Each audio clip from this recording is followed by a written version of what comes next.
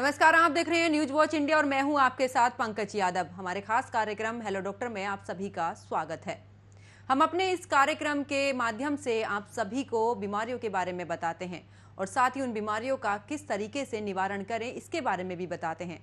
आज हम आपको बताएंगे विटामिन डी की कमी से होने वाली बीमारियों के बारे में, लेकिन उससे पहले हमारी ये रिपोर्ट देखिए।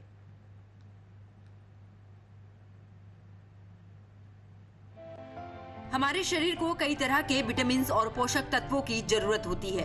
विटामिन कई तरह के होते हैं, जिनमें से एक है विटामिन डी। बाकी सभी विटामिन के अलावा हमारे शरीर को विटामिन डी की भी बहुत ही जरूरत होती है। विटामिन डी हमारी हेल्थ के लिए काफी जरूरी माना जाता है। सूरज की धूप से हमारे शरीर में विटामिन डी बनता है, लेकिन आजकल की भागदौड़ भरी जिंदगी में अधिकतर लोगों में विटामिन डी की कमी पाई जाती है। शरीर में विटामिन डी की कमी से कई तरह की समस्याओं का सामना करना पड़ता है। विटामिन डी की कमी का मतलब है कि आपके शरीर में इस खास विटामिन की मात्रा बेहद कम है। हमारा शरीर सूरज की रोशनी के संपर्क में आकर विटामिन डी बनाता है, लेकिन आजकल के समय में लोगों की स्किन बेहद कम धूप के संपर्क में आती है, जिससे शरीर में विटामिन डी नहीं बन पाता है और इससे बॉडी में इसकी कमी होने लगती है। विटामिन डी हमारी हड्डियों और दांतों के लिए काफी जरूरी है। बच्चों में विटामिन डी की कमी को रिकेट्स के नाम से भी जाना जाता है। इससे हड्डियां काफी सॉफ्ट हो जाती हैं और आसानी से टूटने लगती हैं। वहीं युवाओं में विटामिन डी की कमी से ऑस्टियोपोरोसिस या हड्डियों के पतले होने का खतरा बढ़ सकता है। इससे आसानी से हड्डियां टूटने लग जाती हैं। हड्डियों को मजबूत करने के अलावा विटामिन डी और भी महत्वपूर्ण काम करता है। विटामिन डी करता है शरीर को मजबूत, मसल हेल्थ को करता है मजबूत, इम्यूनिटी सिस्टम को मजबूत बनाता है, इन्फेक्शन से लड़ने में करता है मदद, कई तरह के कैंसर से करता है बचाव, डिप्रेशन और खराब मूड को करता है ठीक, एनर्जी लेवल को करता है मेंटेन। विटामिन डी के लिए जहां सूर्य को एकमात्र स्रोत माना जाता है, तो वहीं विटामिन डी के और भी सोर्स हैं। विटामिन डी के सोर्स ऑयली फिश, अंडे का पीला भाग, रेड मीट और लिवर, कॉड लिवर ऑयल। शरीर में विटामिन डी की कमी होने पर आप खुद में अनेक लक्षणों का अनुभव करते हैं। विटामिन डी का स्तर कम होने पर कुछ इस तरह के लक्षण नजर आते हैं: थकान महसूस करना, हड्डियों और पीठ में दर्द, घाव ठीक नहीं होना, बालों का झड़ना, मूड में बदलाव आना। लंबे समय तक विटामिन डी की कमी होने के कारण कुछ गंभीर समस्याएं भी पैदा हो सकती हैं। विटामिन डी की कमी से होने वाली समस्याएं: दिल से संबंधित बीमारियां, ऑटोइम्यून संबंधित समस्याएं, न्यूरोलॉजिकल बीमारियां, गर्भावस्था में जटिलताएं, शरीर में अन्य प्रकार के cancer, prostate cancer, colon cancer और स्तन कैंसर का खतरा बढ़ना। अगर आपके शरीर में विटामिन डी की कमी है तो आपको जल्द से जल्द डॉक्टर से मिलकर इस बारे में बात करनी चाहिए, ताकि इस परेशानी को आसानी से दूर किया जा सके। Bureau report, news watch India. तो हमने आपको अपनी रिपोर्ट के माध्यम से विटामिन डी की कमी से होने वाली बीमारियों के बारे में बताया। विटामिन डी को कैसे पूरा करें और बीमारियों से कैसे बचें, इसको लेकर हमारे साथ इस कार्यक्रम में जुड़े हैं डॉक्टर आनंद शुक्ला। डॉक्टर आनंद शुक्ला, बहुत बहुत स्वागत है आपका न्यूज वॉच इंडिया में। Doctor Anand Shukla, vitamin D की कमी जो आजकल देखी जाती है, तो 80% लोग ऐसे हैं जिनके अंदर ये कमी देखी जाती है। आखिरकार किस वजह से ये कमी होती है और इससे क्या कुछ आगे जाके बीमारियां पनप सकती हैं? तो बहुत अच्छी बात बताया आपने। इसका कारण ये है कि लेट नाइट लोग वर्क करते हैं और दिन में सोते हैं तथा धूप में नहीं निकलते। और जब से ये कोरोना का बीमारी चला, मैक्सिमम लोग घर में स्टेइंग है, इंटरनेट घर में काम करते हैं लोग इंटरनेट पे। तो इसलिए मूवमेंट न होने से और सन का एक्सपोजर न होने से अल्ट्रावायलेट रेज नहीं मिलता और बॉडी में ये विटामिन डी नहीं बन पाता, पहला नंबर। दूसरा नंबर, माल एब्जॉर्प्शन और कैल्शियम की कमी से, क्योंकि विटामिन डी कैल्शियम और फास्फेट बनाता है और साथ में जो है पैराथायराइड हार्मोन, उसके सिंथेसिस में भी काम करता है। ये सारी चीजें ब्लॉक हो जाने के कारण ऑस्टियोमैलेशिया नामक बीमारी हो जाती है, जिससे हड्डियां कमजोर होता है, स्किन में भी दिक्कत होती है माइल्जिया माने मसल्स में दर्द होता है और सारी हड्डियों में दर्द होता है और सुंदरता भी इससे काफी कंट्रोल होता है। स्किन में बहुत ग्लोइंग आ जाती है। ये सारी चीजें इससे होने लगता है। और शुरुआत में हम लोगों को इतना नहीं मिल पाता क्योंकि बहुत ज्यादा मात्रा में चाहिए। और चूंकि हम लोग इंडिया में हैं, तो इंडिया में मैक्सिमम लोग सन एक्सपोजर में काम करते थे, वो एक्सपोजर नहीं मिल पा रहा है प्रॉपर, इसलिए ये सारी दिक्कतें। बिल्कुल डॉक्टर शुक्ला, अगर बात यहाँ पर करें कि आखिरकार ऐसी कौन सी वजह है, देखिए एक तो सूरज की किरणें, उसकी जो रोशनी है उसकी तो अहम वजह है ही, लेकिन इसके अलावा कौन सी वजह है जिस वजह से जो विटामिन डी की कमी है वो लोगों में ज्यादातर पाई जाती है? देखिए कैल्शियम प्रचुर मात्रा में लोगों के पास विजिबल नहीं है। दूसरा चीज, पानी कम पीने के कारण जो है वो स्टोन बनने लग रहा है, तो इसलिए कैल्शियम खाना बंद कर देते हैं। तीसरी चीज, ये जनरली जो है नॉन वेज में ज्यादा मिलता है, जैसे हड्डी में, अंडे और घी तेल में। अब समस्या ये हो गई कि घी तेल भी लोग कम कर दिए हैं खाना, तो ये समस्या उत्पन्न हो जा रही है, जिसके कारण विटामिन डी का प्रचुर सिंथेसिस नहीं हो पा रहा है। बिल्कुल डॉक्टर शुक्ला, लेकिन अगर हम यहाँ पर विटामिन डी से होने वाली बीमारियों की अगर हम बात करें कि कौन कौन सी जो बीमारियां हैं जो घातक रूप ले सकती हैं? जी, सबसे पहला तो स्किन खराब होती है। और आजकल आप देखिए कॉस्मेटिक्स इसीलिए बढ़ गया है क्योंकि कोरोना के बाद ये सारी दिक्कतें ज़्यादा और बढ़ गई हैं। आप हर जगह देखिए ब्यूटी क्लिनिक्स खुल गए हैं क्योंकि स्किन में खराबियां होने लगी हैं। दूसरा, ओबेसिटी बढ़ जाती है, प्रॉपर कैल्शियम का यूटिलाइजेशन नहीं होता, मसल्स कंट्रैक्शन नहीं होता। इस तरह वॉकिंग जो है वो खराब हो जाता है, लोग चल नहीं पाते, थोड़ी दूर भी चलते हैं तो हाँफने लगते हैं। तीसरी चीज, मसल्स में क्रैम्पिंग होने लगती है, इसके कारण ज्यादा वॉक भी नहीं होता, हार्ट में भी प्रॉब्लम होती है और वेसल्स में भी ये दिक्कतें होती है। तथा कैल्शियम का मेटाबॉलिज्म प्रॉपर न होने के कारण, क्योंकि विटामिन डी जो है ये 3 तरीके की होती है, D1, D2 और D3, ये सारी जो है कैल्शियम के एब्जॉर्प्शन को बढ़ाती है। और आपने देखा होगा हर जगह कैंप लगता है BMD मैंने बोन मैरो डेंसिटी, उसमें कितनी कैल्शियम है इसके लिए ये नई मशीन है जिससे पता कर लेते हैं लोग। और उसमें जो है इन लोगों को ये मालूम हो जाता है कि विटामिन डी की कमी से, उसके लिए ब्लड टेस्ट करते हैं। और आज की डेट में 90% महिलाएं जो कार्यरत हैं, जिनको विटामिन डी और कैल्शियम की बहुत ज्यादा जरूरत है, ये प्रॉपर वे में नहीं मिल रहा है क्योंकि डाइट थेरेपी बढ़िया नहीं लेती, ऑयल नहीं खाती, बिना ऑयल के ये मिलता नहीं। दूसरा, बिना सनलाइट के सिंथेसाइज नहीं होता। तीसरा जो है बिना कैल्शियम के इसका रेगुलेशन नहीं मिलता। बिल्कुल डॉक्टर शुक्ला, अभी आपने मुझे इस कैटेगरी के बारे में बताया D1, D2, D3, तो ये जो कैटेगरीज हैं किस तरीके से हानिकारक है और सबसे ज्यादा जो अगर देखा जाए विटामिन डी कौन सी कैटेगरी में सबसे हाई लेवल पर होता है और खतरनाक हो सकता है शरीर के लिए? देखिए यार, वो कैल्शियम जो कहते हैं इसको, विटामिन D2 जो है वो थोड़ा सा अगर ज्यादा कम है तो उससे दिक्कत ज्यादा होती है। फिर D3 कैल्शियम के साथ अटैच होकर जल्दी जल्दी कवर होता है और D1 में तो सिंथेसिस हो जाती है। तो D2 के लिए हम लोग कोशिश करते हैं कि ज़्यादा से ज़्यादा इनको विटामिन डी दिया जाए और हफ्ते में एक टेबलेट ये ओरली भी लिया जा सकता है, इंजेक्टेबल भी लिया जा सकता है। Generally 400 international unit per day के हिसाब से एडल्ट में दिया जाता है, जो कि थेरेपेटिक वैल्यू है। और इससे कम पे बच्चों में 400 की जरूरत होती है। आज आप देखिए बच्चों के पैरों में भी दिक्कत हो जाती है, बॉल लेग ऐसे मुड़ा हुआ पैर होता है, पैरों में बड़ी कमजोरी, आके बच्चे रोते हैं सब घरों में, मम्मी मेरा पैर दर्द हो रहा है, पैर दबाओ। तो ये सब चीजें हम लोगों को सिखाना चाहिए सबको, क्योंकि अगर विटामिन डी का मात्रा नहीं मिल पा रहा है, धूप में नहीं बैठ रहा है, बच्चा नहीं घूम रहा है और साथ में डाइट नहीं ले रहा है, क्योंकि घी तेल लेना बड़ा जरूरी है। कमाल की बात है कि पहले फिजिशियन लोग कोलेस्ट्रॉल लेवल नापते थे कि कोलेस्ट्रॉल बढ़ा है और कोलेस्ट्रॉल एकदम बंद कर देते थे।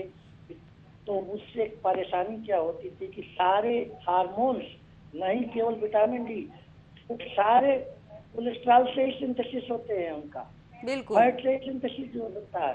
तो अब ये लिंक करेंगे तो हर हार्मोन की सिंथेसिस कम हो जाने के कारण और लोग अपना स्लिम बने रहने के कारण, diet plan extra non scientific रखने के कारण ये सारी दिक्कतें हो रही है और ये बड़ा खतरनाक चीज हो रहा है, आपको आगे चल के बड़ा दिक्कत देगा। डॉक्टर शुक्ला, बात हम यहाँ पर जिस तरीके से आप बच्चों की भी कर रहे हैं, तो क्या इस दौरान कोई एज लिमिट होती है जैसे विटामिन डी को लेकर, या फिर ये किसी भी एज में हो सकता है?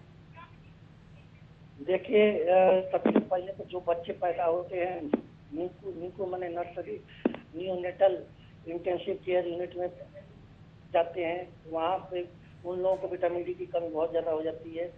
दूसरा, बड़ा होने के बाद थोड़े दिनों बाद उन सब लोगों को जॉन्डिस हो जाती है, उनमें भी विटामिन डी की कमी हो जाती है, सिंथेसाइज नहीं हो पाता और इसलिए उनको अल्ट्रावायलेट रेज की लाइट दी जाती है जिससे सिंथेसिस होता रहे। जनरली ये ग्रोइंग एज में जो 12 साल के बाद जो बच्चा, क्योंकि हम लोगों के मेडिसिन में 12 साल का बच्चे को हम लोग एडल्ट करते हैं, बॉडी एडल्ट हो जाती है और छोटा बच्चा छोटा एडल्ट नहीं होता, वो बच्चा होता है। ये दो डेफिनेशन ऐसा है मेडिसिन का जो हम लोगों को बताना चाहते हैं, क्योंकि 12 से 13 साल में हम लोग फुल डोज देते हैं, एडल्ट डोज देते हैं बच्चों को। तो ये ग्रोइंग एज होता है जिसमें हमारी बच्चियों को, लड़कियों को भी बहुत ज़्यादा ज़रूरत पड़ती है विटामिन डी की, क्योंकि उनके भी बोन्स वगैरह ग्रोथ होता है, तथा बच्चों को भी ये चीज़ों की ज़रूरत होती है, रनिंग में, रेसिंग में, फाइटिंग में, खेल कूद में। तो ये बहुत ही जरूरी होता है। कमाल की बात है कि चूंकि फिजिशियंस के ये केयर में नहीं होता था, क्योंकि कहते थे लोग कि फैट डिजॉल्विंग है, ये नुकसान कर देगा, ज़्यादा रहेगा बॉडी में तो टॉक्सिसिटी होगी। ये सही बात है, लेकिन इतना मात्रा में अब दे ही नहीं पा रहे हैं कि टॉक्सिसिटी होगी। तो इसके लिए आप सीरम और सीरम विटामिन डी कराते रहिए, आपको मालूम होता रहेगा और वर्कआउट होगा। बिल्कुल डॉक्टर शुक्ला, बात जिस तरीके से हम बच्चों की कर रहे हैं, तो अगर इस दौरान जैसे प्रेग्नेंट जो लेडी होती हैं उनके अंदर जब प्रेगनेंसी के दौरान तमाम तरह की जो कमियां होती हैं वो हो जाती हैं और इसी दौरान विटामिन डी की भी कमी देखी जाती है। बिल्कुल जो आपने सही कहा। हाँ बिल्कुल, जो प्रेग्नेंट लेडी होती है कहीं ना कहीं दवाइयों से डॉक्टर उसको कवर कर भी लेते हैं, लेकिन अगर बात हम होने वाले बच्चे की करें तो उस पर कितना इफेक्ट पड़ता है, आने वाले समय में उसके लिए कितना खतरनाक होगा? देखिए, बिल्कुल आपने सही कहा, लेकिन पहले लोग विटामिन डी का इंजेक्शन देने में लोग डरते थे कि कहीं प्लेसेंटा से क्रॉस न कर जाए, कहीं कुछ दिक्कत न हो जाए, तो इसलिए लोग अवॉइड करते थे, विटामिन डी का इंजेक्शन नहीं देते थे, ओरल टेबलेट वगैरह देते थे, खाते रहे और वो बैलेंस रहेगा, फिजियोलॉजिकल बैलेंस रहेगा। लेकिन आज कुछ हमारे जो अच्छे फिजिशियंस हैं, एंडोक्राइनोलॉजिस्ट हैं, वो लोग विटामिन डी का सीरम लेवल देखते हैं, उसके बाद वो देते हैं, क्योंकि बोन जो है ना, ऑर्गेनोजेनेसिस छठे महीने में बोन्स बहुत स्ट्रांग होने लगती है, हालांकि ये तीसरे महीने से ही बोन बनने लगती है। तो इसीलिए अब इस समय अल्ट्रासाउंड 1 एंड अल्ट्रासाउंड 2 कर दिया गया है, एक फर्स्ट ट्राइमेस्टर और दूसरा जो है सेकंड ट्राइमेस्टर। तो इसलिए हम लोग इस चीज को बहुत केयर करते हैं, प्रेग्नेंट लेडी को काफी केयर बढ़ गया है और विटामिन डी और कैल्शियम दोनों को हम लोग बराबर दे रहे हैं और इसको अपने केयर में रखते हैं, टॉक्सिसिटी न होने पाए, इसलिए रेगुलर इसका हम लोग ब्लड सीरम कराते रहते हैं। बिल्कुल डॉक्टर शुक्ला, लेकिन अगर बच्चों में विटामिन डी की कमी है तो जब उनकी ग्रोथ होती है तो किस तरीके से उस दौरान हम देख पाते हैं कि क्या क्या कुछ परेशानियां उनकी ग्रोथ के दौरान हो सकती हैं? बिल्कुल एग्जैक्टली आपने सही कहा, क्योंकि ग्रोथ हार्मोन उस समय बहुत ज़्यादा एक्टिव होता है और 14 साल 12 से 14 साल में और 18वें साल में सेक्सुअल ग्रोथ भी होता है। तो उस दौरान उन लोगों की हड्डियां चेंज होती हैं, जैसे मेल बन रहा है बंदा तो टेस्टोस्टेरोन लेवल बनेगा, तो उसमें भी विटामिन डी का लिंक है, वो भी वर्कआउट करता है। औरतों में, लड़कियों में एस्ट्रोजन बहुत बनने लगता है, प्रोजेस्टेरोन बनने लगता है, तो फीमेल बॉडी के लिए भी विटामिन डी की जरूरत होती है। थर्ड जो मेन चीज है जो हम आपको बताना चाहते हैं, ये विटामिन डी पैराथायराइड हार्मोन की सिंथेसिस को बढ़ाता है, जो कि ये जनरली लोग जानते भी नहीं। थायराइड तो जानते हैं, थायराइड हो गया उनको, थायराइड ऐसे बोलते हैं, बढ़ गया, कम हो गया, लेकिन पैराथायराइड का जनरली टेस्ट भी नहीं कराते लोग।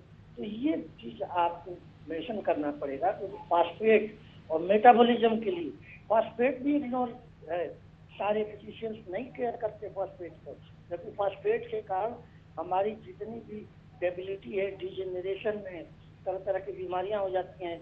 हमारे प्रोफेसर हॉकिंस थे, उनको विटामिन डी की बहुत कमी हो गई थी, न्यूरो डिजेनरेशन में चले गए थे, अल्जाइमर में चले गए थे। एक बार आए यहाँ पे इंडिया में, मैं मिला था उनसे, तो पूछा सारी चीजें, रेस्ट नहीं मिलता हमारी महिलाओं को। देखिए लोग बाहर जाके उसमें क्रूज वगैरह में लोग जाते हैं, औरतें भी जाती हैं वहाँ, बास्किंग लेते हैं लोग, बास्किंग मैंने सन रेस में नहाना धोना, स्टे करना घंटों घंटों, दो घंटों। इसीलिए आप देखिएगा कि जितने भी बीचेज हैं उधर की औरतें आदमी बहुत खूबसूरत होते हैं और उनके अंदर विटामिन डी की बहुत ज्यादा मात्रा होती है। तो आज मैं यही आपसे कहना चाह रहा था कि विटामिन डी बेसिकली जो है ना कॉस्मेटिक हार्मोन भी इसको कहते हैं और विटामिन भी कहते हैं, दोनों चीजें ये। बिल्कुल डॉक्टर शुक्ला, जिस तरीके से अभी आप बोल रहे थे कि जो सूर्य की किरणों के संपर्क में जो ज्यादा लोग रहते हैं वो ज्यादा खूबसूरत होते हैं। देखिए आज के युवा पीढ़ी की अगर हम बात करें तो आज के समय में लोग सूरज में कम निकलना पसंद करते हैं। उन्हें लगता है कि कहीं टैनिंग ना हो जाए, या इस चीज को लेकर सनस्क्रीन का यूज करते हैं या मास्क का यूज करते हैं घर से बाहर निकलते वक्त। तो क्या ये खराब है या क्या ये गलत है? क्योंकि सूरज के संपर्क में आना, उन किरणों के संपर्क में आएंगे तभी हमें विटामिन डी मिलेगा। बिल्कुल आपने सही कहा, क्योंकि इसी कारण अभी तो जो नया एरा चल रहा है हमारे दिल्ली में, केवल स्किन क्लिनिक खुल रही है धड़ाधड़, स्पार्क क्लिनिक खुल रही है, तो इससे लगता है कि लोग थोड़ा जागरूक हुए हैं और हमारे फिजिशियंस भी विटामिन डी पे काफी ध्यान दिए हुए हैं।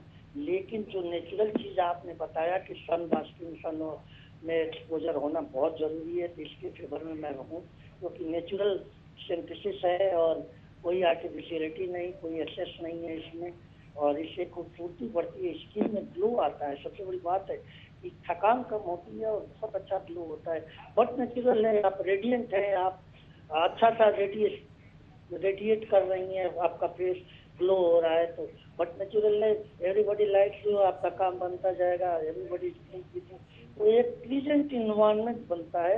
इसलिए विटामिन डी का बहुत बड़ा रोल है। और आज कॉस्मेटिक्स में जो होशियार वंदना लुथरा है, BLCC है, उन्होंने बड़ा ही 3 विटामिन को बहुत ज्यादा उन्होंने वो किया था, vitamin B12, vitamin D, vitamin C, और चौथे में विटामिन ई। विटामिन ई तो सब लोग जानते हैं, लेकिन B12, डी और सी पे उन्होंने बड़ा जोर दिया था।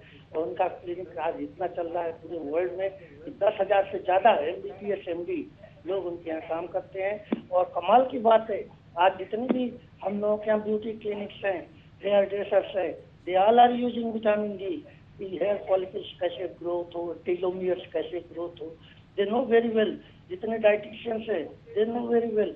आज इसी कारण 5,000 करोड़ रुपीज पर मंथ का बिजनेस है दिल्ली का।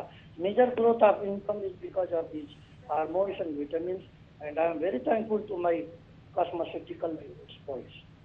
बिल्कुल डॉक्टर शुक्ला, लेकिन अगर देखा जाए जिस तरीके से विटामिन डी की हमारे शरीर में कमी होती है, तो अगर हम बात करें हड्डियों की, देखिए जब मैंने बड़े लोगों को भी देखा है कि वो एकदम बेड रेस्ट पर चले जाते हैं। जब विटामिन डी की कमी होती है वो बेड से नहीं उठ पाते हैं। तो इस दौरान वो कितने हाई लेवल पर होती है और इस दौरान हमें क्या कुछ करना चाहिए ताकि जो विटामिन डी है उसकी मात्रा पूरी हो सके? देखिए इंजेक्शन है आयरकिटाल, वो 6 लाख यूनिट का आता है, आप धड़ाधड़ दीजिए। पाउच उसका आता है वो ओरल लेने के लिए, लेकिन इंजेक्टेबल अगर आप दे रहे हैं तो फटाफट वो बॉडी में फैल जाता है, और जहाँ जहाँ टिश्यू है मतलब जहाँ पे कम है वहाँ पे तुरंत फटाफट रेगुलेट करता है, कैल्शियम डिपॉजिट करा देगा, तथा विटामिन डी के जितने भी फंक्शंस हैं, नर्व्स को रीजनरेट करेगा, कार्डियक मसल्स को रीजनरेट करेगा, GIT जो पेट की आंतों में दिक्कत हो रही है उसको रीजनरेट करेगा, क्योंकि विटामिन डी और कैल्शियम का चोली दामन का साथ है, और बिना कैल्शियम का कोई भी सेल कॉन्ट्रैक्ट नहीं करेगा। इसलिए कैल्शियम को ये होल्ड करता है बॉडी में, और कैल्शियम ही बोन को होल्ड करता है। तो आपका इंफ्रास्ट्रक्चर इतना स्ट्रांग बना देगा कि आप you will be glow like anything and you will feel light in your body. Doctor Shukla, जिस तरीके से आप विटामिन डी के बारे में बता रहे हैं कि हड्डियों पर भी इसका इफेक्ट पड़ता है, देखिए बात अगर हम यूरिक एसिड की करें, उस दौरान भी हड्डियों में जो होता है वो दर्द होता है, जो हमारे जोड़े होते हैं उनमें दर्द होना शुरू होता है। तो हम किस तरीके से पहचानें कि आखिरकार हमें विटामिन डी की कमी हुई है या वाकई हमारा यूरिक एसिड की वजह से हमारी हड्डियों में, हमारी मांसपेशियों में दर्द होना शुरू हुआ है? जी बिल्कुल, बहुत अच्छी बात बताया आपने। यूरिक एसिड में वो गाउट की तरह होता है, उसमें जम जाता है छोटे छोटे पॉकेट्स में। अपने पैरों में देखिएगा, आपके छोटे एंकल्स के आसपास जुड़ जाता है, हाथों में भी, यहाँ पे जोड़ों में जम जाता है। तो यूरिक एसिड में सवेरे उठने में दिक्कत होती है, और उसमें थकान की जरूरत नहीं है, बस पेन जो है चलने में होता है।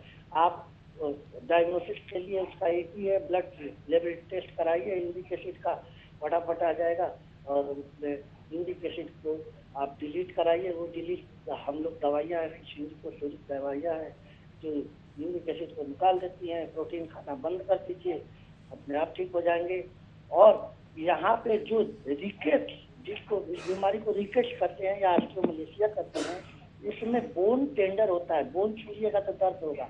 इसमें जोड़ों को छूइएगा तो दर्द होगा, क्योंकि वहाँ पे यूरिक एसिड टॉपिक को तोफाई करते हैं, उसमें TOPHI, तो तोफाई के रूप में डिपॉजिटेड होते हैं, और इसलिए उसमें वो सब होता है। बिल्कुल डॉक्टर शुक्ला, लेकिन जिस तरीके से बात अगर हम दिल्ली NCR की करें, क्योंकि देखिए यहाँ पर पोल्यूशन बहुत ज़्यादा होता है और जो सूरज की किरणें हैं वो हम तक विटामिन डी नहीं पहुँचा पाती हैं, तो इस दौरान हमें क्या कुछ ऐसा डाइट में लें और क्या कुछ हम इस दौरान करें ताकि हमारे शरीर के अंदर विटामिन डी की कमी ना हो पाए? देखिए, सबसे अच्छी बात है कि आप तो कम से कम दिल्ली NCR में आप अपना कर लीजिए। दिल्ली में तो रहिए मत, क्योंकि दिल्ली का पोल्यूशन बहुत खराब, पोल्यूशन बहुत ज़्यादा है। पानी आता नहीं, पानी खरीद के लोग पीते हैं, बिजली मुफ्त करने को है, तो वहाँ तो बहुत हालत खराब है, गंदगी भी बहुत है। आप NCR में घर लीजिए, और अपने मकान में छत पे, जहाँ पे खुला हुआ आराम से मिल जाएगा आपको सस्ते में, उस पे जाके ऊपर हल्का सा ऑयल लगा के लीजिए। ये अगर काम आप नहीं करते हैं तो आपकी जिंदगी बड़ा कष्टदायक हो जाएगी, मैं बता दे रहा हूँ सबको। खाने की डाइट से पूरा नहीं होगा, ड्रग्स लेते रहेंगे, रिप्लेसमेंट थेरेपी है, लेकिन वो भी कवर नहीं हो पाता। इंजेक्टेबल तो कवर कर लेता है, लेकिन प्रॉब्लम ये है कि वो टॉक्सिसिटी ना हो जाए, इसलिए मेजरमेंट जरूरी है और फिजिशियन के अंडर केयर रहना है। लेकिन जब नेचुरल रूप में आप लेटेंगी, फिशेज खाएंगी, आप वो दूध पिएंगी, पनीर खाएंगी, और हड्डियों का सेवन करेंगी, जैसे कि चिकन में हड्डी होती है या खरोड़े होते हैं, जो बोन लेग बोन होती हैं, वो सब आप ये, तो उसमें कैल्शियम भी मिल जाता है, विटामिन डी भी मिल जाता है। लेकिन इससे मेरे को कोई ताल्लुकात नहीं। आप धूप का सेवन करिए, इससे बेहतर कुछ नहीं है।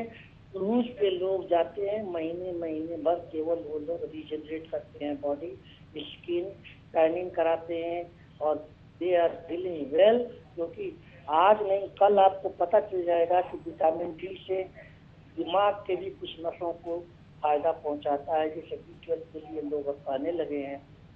उसी तरीके से ये आप आएगा, कुछ ना कुछ और न्यूरो हार्मोन्स को भी ये चेंज करता है विटामिन डी। बिल्कुल डॉक्टर शुक्ला, लेकिन अगर हम बात इस दौरान करें कि हमें कितने बजे की जो धूप होती है, टाइमिंग के अकॉर्डिंग अगर हम देखें तो हम कितने बजे धूप में बैठे ताकि विटामिन डी की जो कमी है उसको हम पूरा कर पाएं, क्योंकि देखिए बहुत पूरे सही दिन की बात जो आपने किरणें बताया। होती हैं वो शायद ही विटामिन डी को पूरा करती हैं। देखिए, बेस्ट जो है आप 10 से 12 बजे 2 घंटे बेस्ट है मॉर्निंग में। उसमें कोई ज्यादा नहीं होता, ऑर्गोस्ट्रॉल नहीं बनेगा, आपका फैट नहीं कन्वर्ट होगा उसमें। और 2 बजे के बाद क्योंकि धूप इतनी तगड़ी हो जाती है कि झेलना मुश्किल हो जाता है, तो 3 से 5 वाले में आप जाके लीजिए, वहाँ पे आराम से 1 घंटे मैक्सिमम एक्सपोजर हो बॉडी का, तो वो उससे जो है, या पतला कपड़ा पहन लीजिए, तब जाके लीजिए, तो वो धूप बहुत ही फायदा करता है और बहुत बेनिफिशियल है। मैं यहाँ पे होटलों में भी लोगों को बताते हैं, हमारे पास लोग आते हैं, कॉस्मेटिकल्स में यहाँ मेरठ यूनिवर्सिटी के जो है विवेकानंद विश्वविद्यालय भारतीय मेडिकल कॉलेज में मैं कार्यरत हूँ। यहाँ पे हम लोगों का रिसर्च R&D है। इस पे हम लोग देखे हैं कि वही लोग सफल हैं जो जिनका एक्सपोजर है सन का, और मैक्सिमम सन का एक्सपोजर हो, माने हफ्ते में 2 दिन तो चाहिए ही चाहिए, अगर रोज नहीं कर पाते हैं तो। बहुत बहुत शुक्रिया डॉक्टर शुक्ला, आप हमारे साथ जुड़े और तमाम तरह की जो जानकारियां हैं वो आपने हमारे तक पहुंचाई। तो देखिए, आज हमने आपको अपने कार्यक्रम में विटामिन डी की कमी से होने वाली परेशानियों के और बीमारियों के बारे में बताया। साथ ही हमारे साथ डॉक्टर आनंद भी जुड़े थे, जिन्होंने इस बीमारी से किस तरीके से हम बच सकते हैं और अपने शरीर को किस तरीके से स्वस्थ रख सकते हैं इसके बारे में बताया। अगले कार्यक्रम में फिर एक नई बीमारी और एक नए समाधान के साथ में हाजिर होंगी। तब तक अपना और अपनों का ख्याल रखिए। मुझे दीजिए इजाजत। नमस्कार।